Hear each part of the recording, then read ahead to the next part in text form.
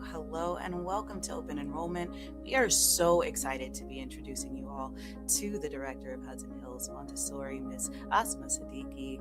Today, we are tackling a question that weighs on the minds of so many parents, and that is after their child has completed that pre-K to kindergarten, even primary level education in the Montessori program, why should they continue? Do you really need to stay in the Montessori system once you've passed that kind of age of 6 to 7 years old?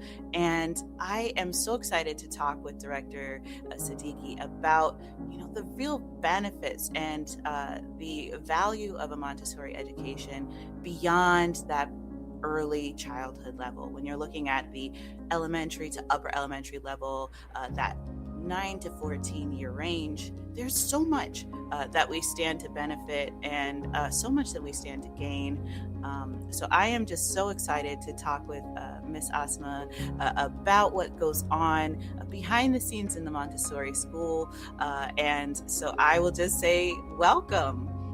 Well, thank you for having me. I'm so excited to discuss this important stage in a child's development. So, I mean, first and foremost, you're not just the director of Hudson Hills Montessori, you're the founder. And I think that's such a unique and special position for you to be in because you've been there from the very beginning. And in a lot of ways, the school is kind of your baby, right? You've seen it from inception and the concept of this school all the way to where it is now. And it's such a bustling school, I can say, because my daughter is in attendance at Hudson Hills, and I'm very proud to have her be there.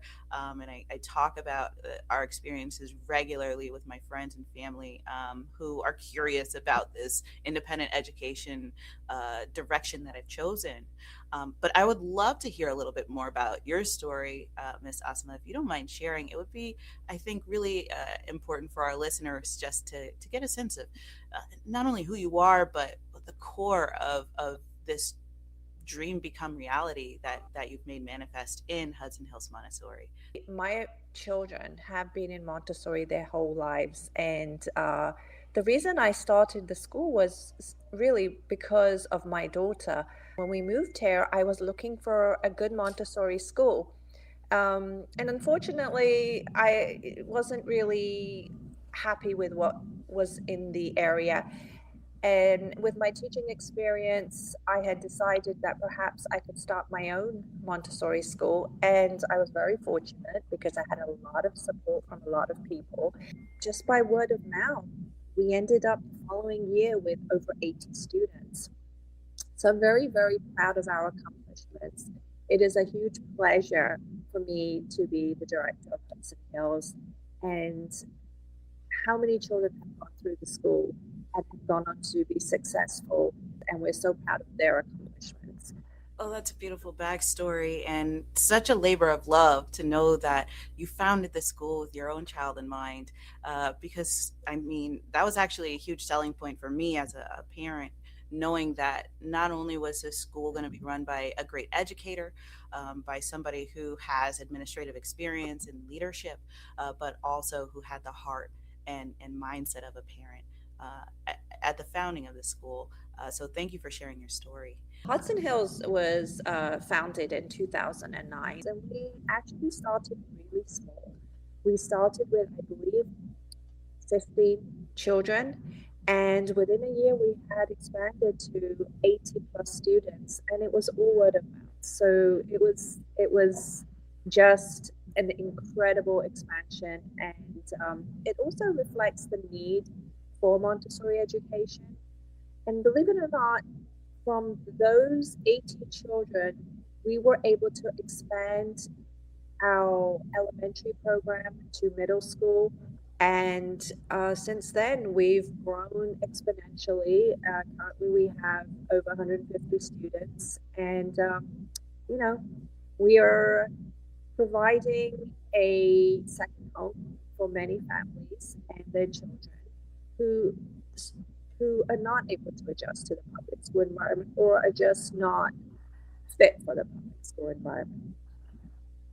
Yeah, and I really hear that last piece, and I think it's interesting because the independent school option It's not something that everyone thinks is automatically available to them, or they feel like it's like way outside of their reach, way outside of like what they're used to or expecting, right? And so for myself, I really fit that category. My first experience with private school was graduate school, and my quasi private experience was college, right? So going from all public school, K through 12, to going to University of Vermont, to going to Harvard and having a culture shock like you wouldn't believe, or you would believe, was huge. And I realized that there was a whole world of not just private versus public, but also kind of traditional versus independent.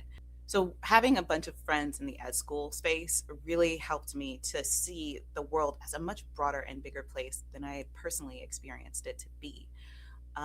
And having that experience at the age of 26, I realized I was, one, not ready to raise a child and educate them because I was exposed to this whole new world. So then I got into kind of exploring what are the different modes of education, what are the different values that they bring, when do you expose your child to those things, and what do you do if you can't do it all the way that you want to do it, right? And so when I met you, after having my daughter, and I made the phone call while she was still under 1 years old, and got a sense of the background of your school, got a sense of the heart of your school. I felt like it was going to be a home away from home in one sense, but also a long-term space of extended learning, that it wasn't just going to be a cute space for my child to have a free spirit while she's a toddler, but a space where my young adult child would be exposed to very unique learning experiences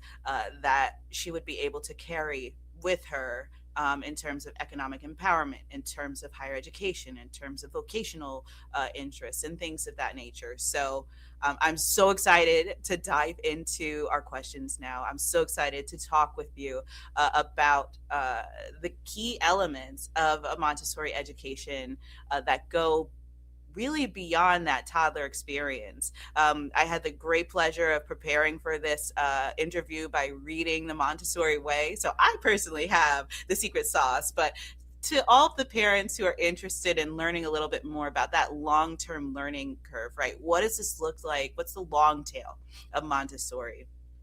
Well, first, let me begin by talking about the primary program, which is our 3 to 6 year old program. Most parents that understand Montessori also understand that there are importance of the 3 year cycle. And the 3 year cycle is the 3 year old program through kindergarten. And by the time they get to kindergarten, they are leaders in the classroom. They are so excited about being a leader. They are able to help their younger peers. They know the classroom routines. They're very well normalized. And they are able to do tasks quite easily and are beginning to come into the extract. So the transition from primary to elementary is quite seamless because there's an overlap. There's an overlap in materials, there's an overlap in some of the works that they do, and a lot of the materials are similar, except there are extensions. And like I said, the main purpose of transitioning our primary students into elementary is that it is a very similar environment, and it really is quite seamless. In elementary, they are continuously planning, prioritizing, and completing complex multi-step projects. They naturally internalize time management skills. They learn to manage deadlines, break tasks into parts, and organize their own materials and schedules. These aren't just skills for school, but these are skills for real life. And I think that is a key factor that Montessori throughout focuses on the child as a whole. It is a very holistic program, and I think that really appeals to a lot of families. And one of the things that we've been hearing a lot of is that in the traditional public school environment, they are being given laptops in kindergarten, and first grade, and they are sitting behind these laptops most of the day and just focusing on typing and answering questions. So, where is the creativity and where is the holistic approach? It's just not there. And how is that going to create a love of learning for the child when they're robotic and they're sitting behind a desk on a computer? Our classrooms are all about freedom of movement, freedom of choice, encouraging independence, being able to self manage uh, their work and are self accountable. We have what we call daily work plans where the child has an individual work plan and they're able to check off the work that they have completed for the day, and they feel so proud and they are self accountable for that. And that is huge. And that's what creates a lifelong love of learning and creates our future leaders, not sitting behind a desk on a computer typing all day. And one of the beautiful things that I captured from your response here is that there are many different, let's say, faces to education for a child as they're experiencing it. And what they're learning is really layered, right? So it's not just, I am going to teach you math. I'm going to teach you science. I'm going to teach you English. I'm going to teach you a foreign language. I'm going to teach you these different pieces, right? What you're giving students, right? It's this layered, multifaceted experience that's integrated. So it's not breaking up a day and saying, well, you've got your subjects. I'm standing in front. I'm in charge. I'm going to teach you what to do. Um, you're giving children the space to sort of direct their learning, it sounds like. And I think that's a very big idea for parents to consider. How can my elementary age child direct their own learning? So I want to ask you, how do children, what's the methodology behind that? How does that, translate to parents? And how would you explain that, to parents who are unfamiliar but open to a Montessori education? What does it really look like for a child to self-direct their learning? Yeah, that's a great question because that is something that when we're doing tours, that comes up because often parents misconstrued the idea of independence. The idea of Montessori is to structure the environment in a way that the child is successful. And Maria Montessori was brilliant in her time with her methods, and she really focused on creating an environment which is appealing and enticing to the child and having all these beautiful materials in the classroom. And we have to also remember that the materials are set sequentially. They're set in a way from from left to right and top to bottom, just the way you would learn to read and write. So it makes sense to the child, and that's the sequence of the materials that they follow. The way the teachers assist is by facilitating these lessons, by structuring the environment, allowing the child to be independent and to be able to independently go to the shelf and take out the lesson and work on it independently. Now, it's not only is it sequential, but it's the teacher's responsibility or an older child's responsibility to help the child initially with the lesson. And once they're given the lesson, they can take that lesson off the shelf anytime and work on it. It's a lot to do with repetition and mastering the material. And once they've been able to successfully do that, they can move on to the next material. So that's really the best way I can describe how the Montessori method works. Yeah, I think that is so helpful. And to hear that answer in that way, I think even enhances my understanding of what that day to day, behind the scenes looks like.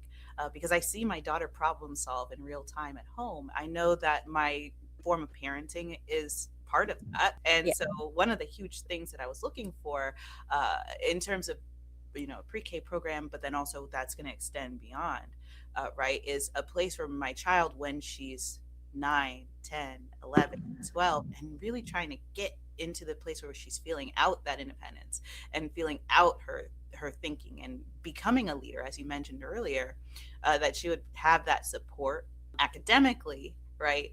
That her thought process and her knowledge attainment would be supported in the same way that her personal development and her social development is being supported at home, right? But that beyond that, when she's learning how to read, when she's learning how to think in abstract for mathematics, when she's extending her interest in engineering beyond, playing with blocks to playing with models, right? And growing into that high school level even, right?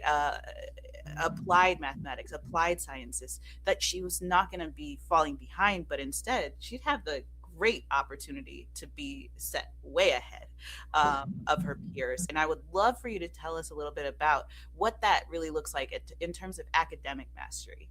How does that prepare them? How does that prepare them for that college experience? How does it prepare them for prep school if their parents prefer that avenue? How does that translate? And will they be successful in those environments? Uh, One of the things that we do offer at Hudson Hills are the Regents exams. Once we get into middle school, we really focus on finding the balance between Montessori and a traditional school environment because we want to prepare them not only with the leadership, independent skills that they attain from the Montessori method, but we also want them to have the skill sets to take timed tests. We are very proud to say that we do have a 100% pass rate in the Regents, and our students, when they go on to high school, are going right into 11th grade math or 11th grade sciences, because currently we are offering math and science Regents. But generally, to talk about Montessori and the holistic approach, because we work so much on giving the children or the child, we're empowering them to be able to be problem solvers, to be independent thinkers, to be able to manage their time. I think that really plays a huge part in their confidence. They have a voice here, and we stress that from day one. You have a voice. Our students are, for the most part, a lot more confident. They're problem solvers. They will come to me and they will say, this is something that we're seeing in the school or in the classroom, and we would like for this to happen, or we have some ideas. And I think that is really important. It's very important from day one to give them that voice. And I think that's a key difference. Such an amazing element of the environment, I think, that you can easily overlook because there's so many questions that we have as parents. Yeah. So I love just hearing about not only the practical applications, right, which we kind of have to talk about it because, as you said, it's a part of the quote unquote real world, right? But really, it's a part of the system that's in place. And amazingly, because we will have these children who are a little bit more, let's say, bilingual in both the system that's in place, but also what could be, and have learned how to use their voice as leaders who are confident enough, like, to just come up to the director and say, we have made some observations. We'd love to discuss what options there are to addressing some concerns that we have, and to have the confidence and the competence, right, to build in a mindset of, I see a problem, I don't just sit there and complain. I see a problem and I problem solve. I see the problem and I think, what are the things that I bring to the table that I can use to address this concern, and who do I need to bring with me to meet the needs that I can't meet? And who has the decision making power to make a difference? And how do we build a compelling case, right, so that they will solve this problem alongside of us? And how do we make this an experience that sets an example or sets a precedent for our peers, right? And that shows what we're capable of. Having teachers and administrators who enhance that voice, not just enable the voice, but enhance that voice, and teach children how to use that voice, I think, is critical. And this is something that, it seems like, developmentally speaking, you wouldn't really see until we're looking at elementary school students forward. And so that seems like a really critical time to be in an environment like Hudson Hills Montessori, where your little one is becoming an independent thinker and a person who's going to be expressing themselves, right? And so I think it is just such a valuable trait to be in support of, from the school's perspective, but then also from a parental experience. What I love seeing, even in my very young daughter, who's been in the program for now a little bit over a year, is that she is so expressive. And I also notice when I go to pick up the different ages of kids who, are a little bit, more advanced than my child.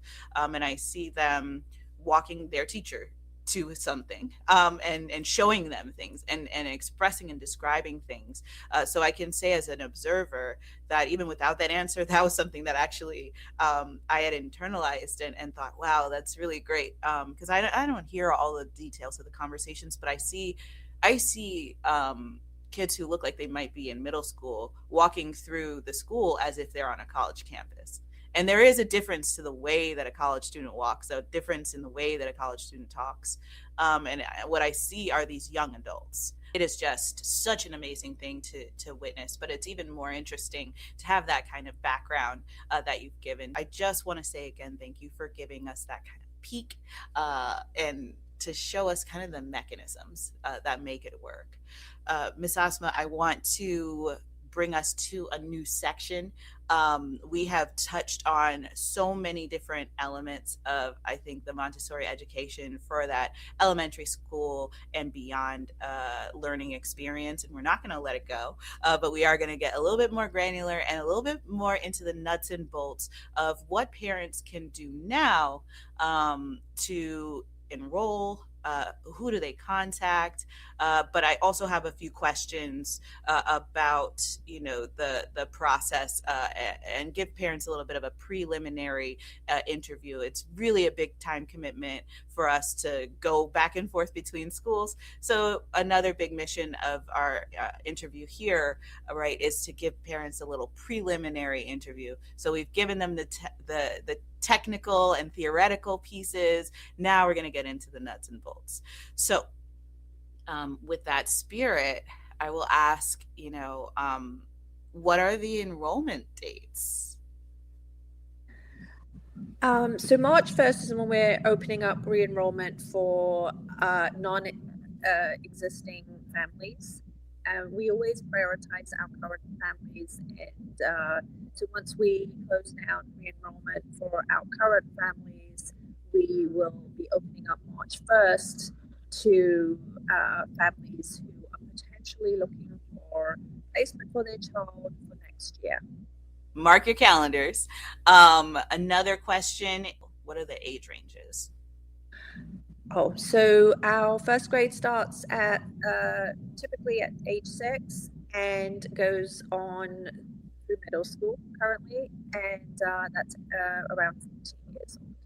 Okay, so 6 to 14, we're looking at you. Okay, that's really helpful to know. And then we're also going to need to know a couple of other things. So if we have questions about tuition, if we have questions about payment options and ways to get our ducks in a row, are we able to speak with an administrator about those questions before an interview or over the phone or anything like that? Yes, absolutely. We're always here. We're definitely here between the hours of 9 and 3 p.m. every day.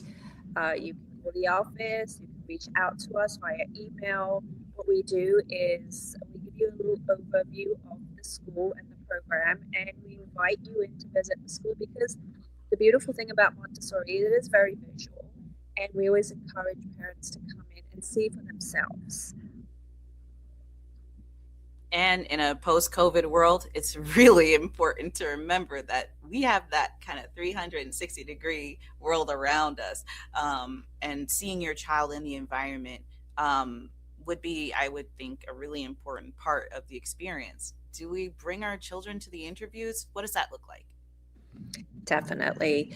I think that works both ways. We want to see and meet your child and get to know them. And we want your child to come in and see the environment and get excited about the environment. And really importantly, also for parents to see their child in this environment. And I think the thing that excites parents the most is when they actually see their child beginning to acclimate in the environment and seeing the changes at home in their confidence level, in their ability to problem solve, in their ability to be able to work independently and not rely on the adult. So yes, definitely we need to meet the child, and we want the child to be excited about coming to school and seeing the environment. Very, very important to hear for our families that not only is it an opportunity to interview one-on-one with the adults in the room, but to really see your child immersed in that environment, paint the picture a little bit. I know what my experience was like in taking my daughter in, but from kind of the back end, from the school's perspective, could you just describe what that day looks like? Absolutely. It does vary. It depends on the age. Obviously, with the toddlers, we just want to see them in the environment. We want to see how they perceive the environment, and also to see how the parent sees their child in the environment. It's really important for the young ones to be able to see the teachers and the adults with the parent present so they can know that this adult is someone they can trust and be able to come and spend the day with, because we're spending a lot of time with the children, and that's really important. For the older children, when we're looking at elementary, what we do is we invite them to come and visit, and they usually come around 9 o'clock, and they will stay through lunch and recess. And what they get to do is they get to socialize with their peers, they get to spend a little time with the teachers, they get to see the morning routine in the classroom. And I think that's really important for them to see, and it's really important for us to see them in the environment to see if it's a good fit. And since you mentioned fit, I think that, when we think about the different school environments that are available to our children, right, and our young adults, we know that temperament is key. What are some things that a parent can do to identify if Montessori is going to be a good fit for their young one? And also, if they are not in the Montessori circuit yet, right, but they're thinking about it and they want to give themselves a little bit of a runway, what are some things that parents can do to kind of give them the best chance for having a successful transition into a Montessori classroom? I think, honestly, the way most parenting is going these days, I think parents are, for the most part, giving or empowering their child to some extent and allowing them to be independent. To be honest, one of the reasons why children are dependent upon us is it's because of adult need, not child need. Children are very capable. It's us. We want our child to want us and need us. We sometimes don't realize or want to see how independent they are or can be. So I think just allowing your child to be independent, let them fall, let them make mistakes, let them break a glass, as long as they're safe. Uh-huh. But let them do things. And I think that really helps a lot. And I think where we struggle is when we have a child who has a parent who does everything for them. And that does not allow, because then the child is always looking for the adult. They're always looking for a solution from the adult, and they're not able to independently solve problems for themselves. And we see a lot of that when we see new students, even when older students come in. And it sounds like it's just almost night and day. Could you describe a little bit of the changes that you see in young people when they do join in at that elementary stage? What are some things that parents can look forward to seeing? And also, you mentioned like a lot of it is parent need. How do you recommend that parents create an environment that's more supportive of that learning environment at home as well. I know Montessori at home is huge. I know that it's mostly huge for toddlers and, pre-K and kindergarten, which is unfortunate for our older kids who really could benefit from some of this independence. So, let's make a little bit of that content and make sure that folks know a little bit about that. So if you could share with us, what are some things that families can do at home, and then what are some things they can look to see as changes in their young one as they are entering into a Montessori environment?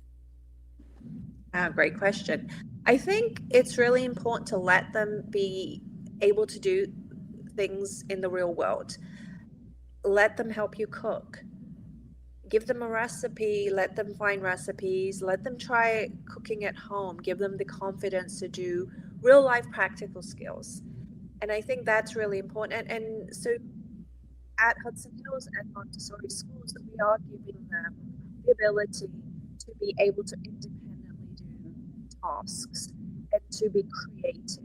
We have woodworking class, we have pottery class, we have classes that they create themselves because they have an interest. So I think those are the changes you're going to see. You're going to see them want to learn. You're going to see them be able to do things independently. You're going to see them not wanting you to do everything for them and coming home and asking if you need help at home, if they can help you with a task rather than just sitting back and doing something that they might normally do. So I think those are the key changes you're going to see with the older students.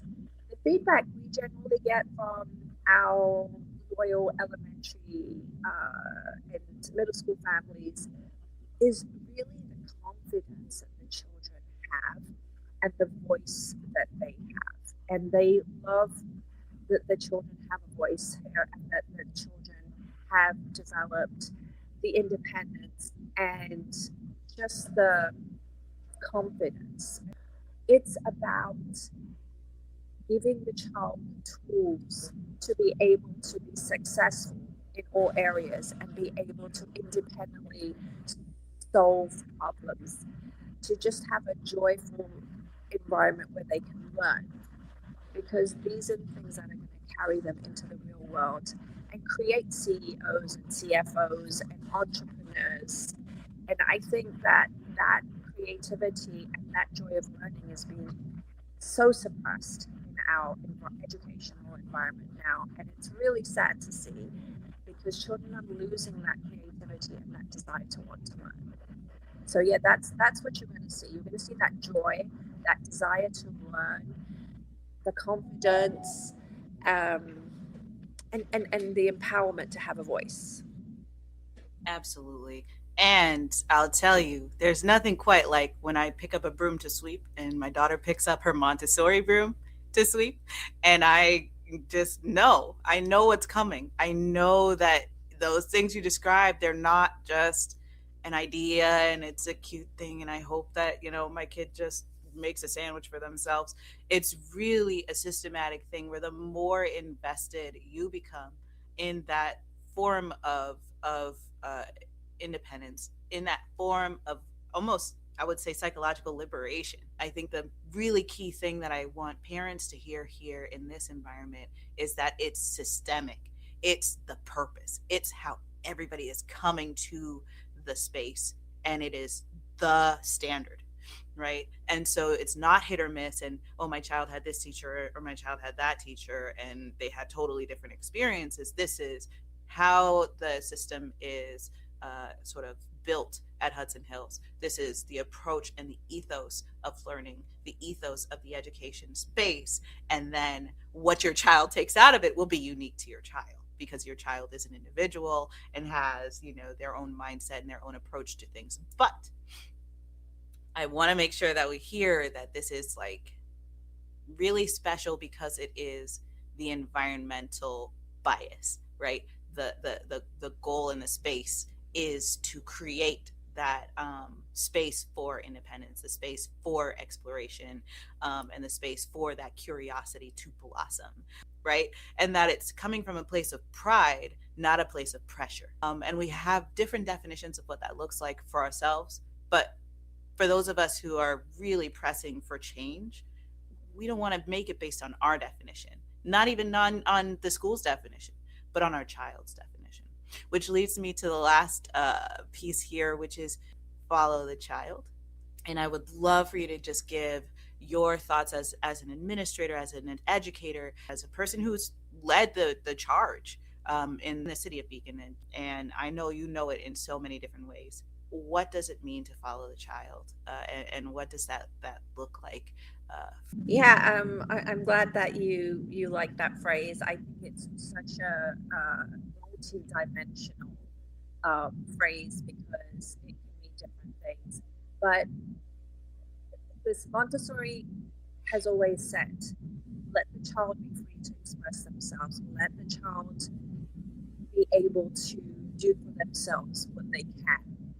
But you have to set parameters. You have to you have to structure the environment. A, because it has to be safe.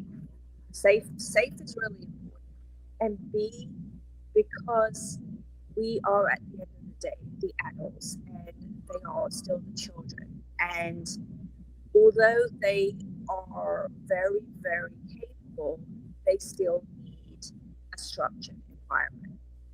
But I think the question here is how much structure are we giving them and how much help are we giving them?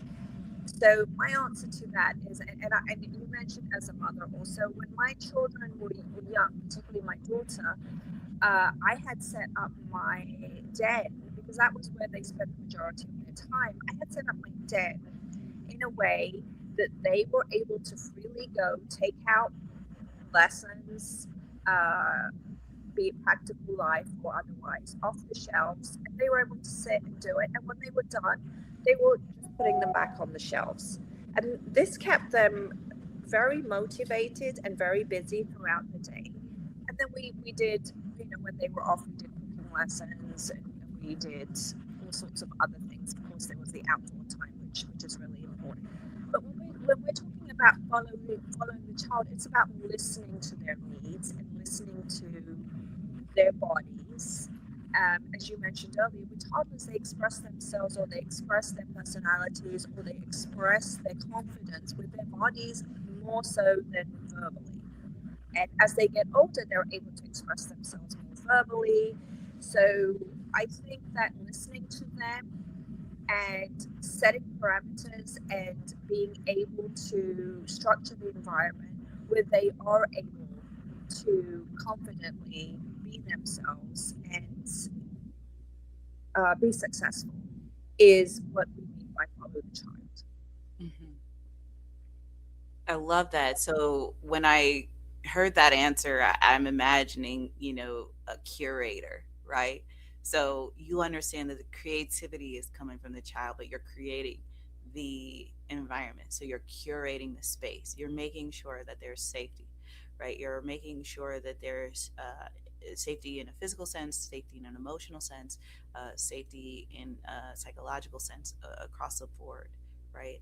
And then you're making sure that that environment is built for the child. So it's not that you're saying, well, the child's crawling, so I'm going to crawl with them. It's saying, my child's crawling. How do I create a space where my child can crawl freely? How do I create a space where my child can learn within the parameters of the things that they're able to do and the things that they're just about to learn to do, right? So for me, it meant taking the legs off my couch so that my baby who was doing tummy time, who was very advanced at movement, could go from the tummy timer to the crawler who's going to fall, right? So she's going to be a crawler and a faller. How can I make sure that when she falls, there's a space where she's not afraid to do so?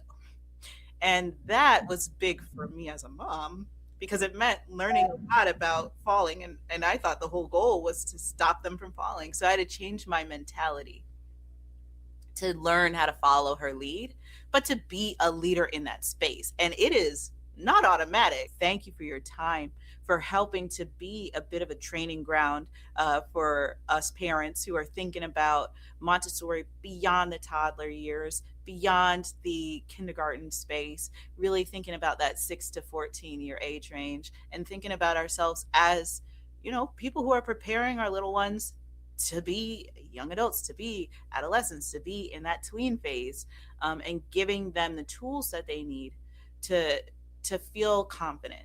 And you are beyond, skillful in standing up to that challenge. And I know that you have an amazing staff of very dedicated teachers who take the time not only to teach our children but to love our children. And that is not something that I think any of us parents who are at Hudson Hills Montessori School take for granted. And it's definitely, a drawing point for those of us who are thinking about it, having been close to both sides of the coin in recent years.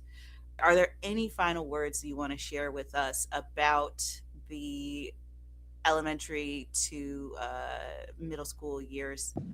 Absolutely. I always have a lot to say about every level, but I think one of the misconceptions out there, and I've heard this, is that people are saving for college education. But the most sensitive years are here and now. And you want your child to be in an environment from a young age to collect these accolades and to be able to develop these life skills early on. And that is what's going to carry them, giving them and investing in them from a younger age. And I don't mean just toddler and primary, I mean through elementary. And this is not me just trying to sell a program.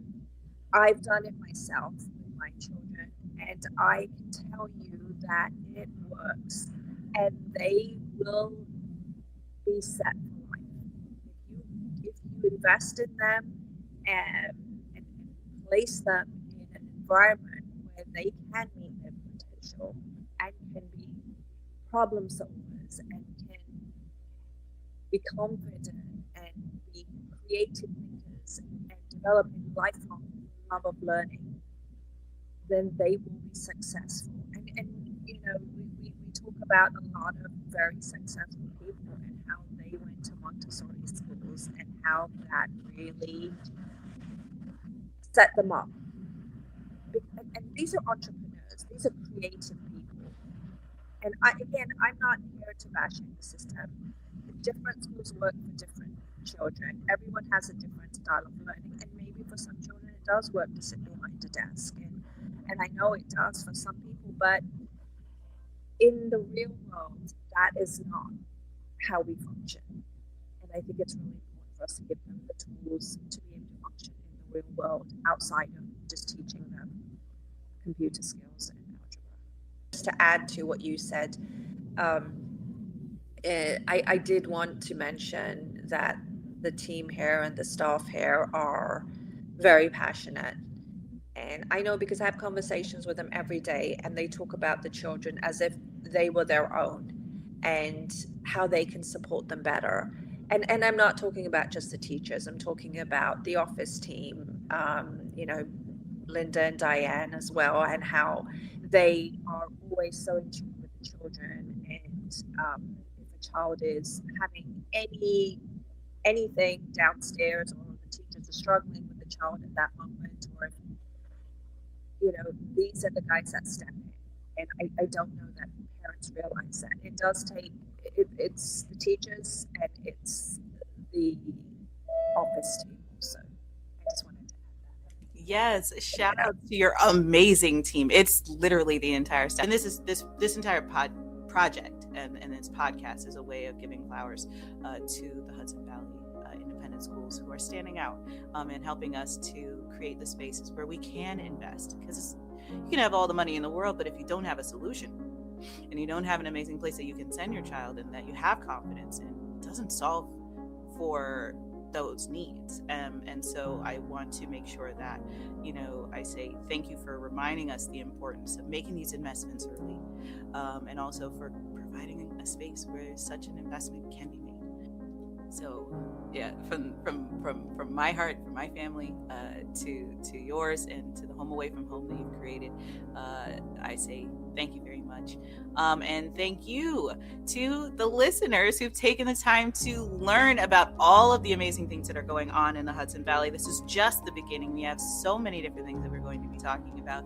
We're just talking about the independent school circuit, how to get involved, how to navigate it. I did not have, a close friend who had a child who went through private schools. So this was all brand new to me, and I will tell you, it was one of the most overwhelming experiences that I've had in that tour. You know that you want to set up an interview. Then I encourage you, make the phone call, get on the list, get your tour scheduled, and you'll have all your questions answered. Hopefully this was a nice preliminary interview, a little bit of extra information for you to lean on, but I encourage you to take this and then build on it. So Ms. Asma, thank you so much for your time, and again, to the listeners, we look forward to seeing you real soon in the next one. But for now,